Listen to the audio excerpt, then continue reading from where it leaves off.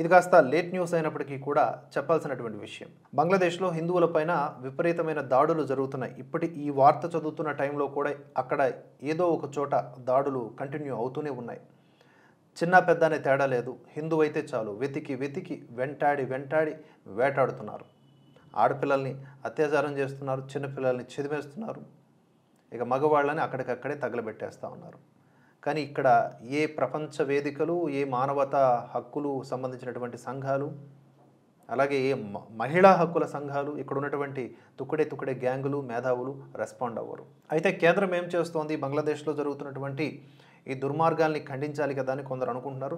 But కేంద్రం కూడా కొన్ని చర్యలు తీసుకుంది. బంగ్లాదేశ్లో హిందువులు, ఇతర మైనారిటీలపై జరుగుతున్న దాడులపై భారత్ ఆందోళన వ్యక్తం చేసింది. ఎప్పటికప్పుడు ఆ అప్డేట్స్ని సేకరిస్తూ ఉంది. ఈ క్రమంలో భారత ప్రభుత్వం ఒక కీలక నిర్ణయం తీసుకుంది. బంగ్లాదేశ్లోని పరిస్థితులను, సరిహద్దుల్లో నెలకొన్న పరిస్థితులను సమీక్షించేందుకు కేంద్రం 5 సభ్యులతో ఒక ఉన్నత స్థాయి కమిటీని ఏర్పాటు చేసింది.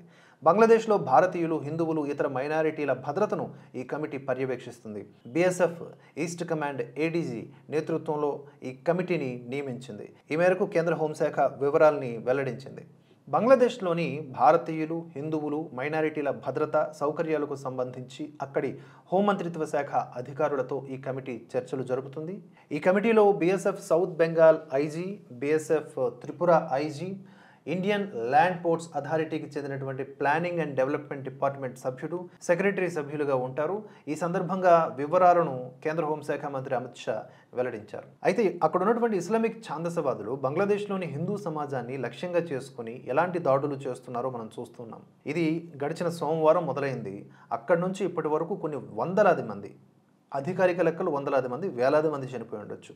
దాడుల భయంతో వేలాది మంది హిందువులు, అలాగే ఇతర మైనారిటీ కుటుంబాలు మూకుమ్మడిగా వలసబాట పడుతూ ఉన్నాయి. వారు భారత భూభాగంలోకి వచ్చేందుకు ప్రయత్నిస్తున్నారు. ఈ క్రమంలోనే వేలాది మంది భారత సరిహద్దులకు చేరుకుంటున్నారు కూడా. కాగా భారత సరిహద్దులను మూసివేశారు. 4096 కిలోమీటర్ల సరిహద్దులో భారీ భద్రతను కూడా పెంచారు. బంగ్లాదేశ్లో కొత్తగా పగ్గాలు చేపట్టినటువంటి ప్రధాని యూనస్ మైనారిటీల రక్షణకు కట్టుబడి ఉన్నట్లుగా ఈ సంఘర్షణల నడుమ ప్రకటించారు. కానీ అది ఎంతమాత్రం నమ్మశక్యంగా లేదు. ఎందుకంటే దాడులు కొనసాగుతూనే ఉన్నాయి. పౌరుల భద్రతకు పెద్దపీట వేయాల్సిన అవసరం ఉందని చెప్పేసి ఈ ప్రస్తుతం ఉన్నటువంటి తాత్కాలిక ప్రధాని చెప్తున్నా కూడా ఇవన్నీ డమ్మాబుష్ కబుర్లే.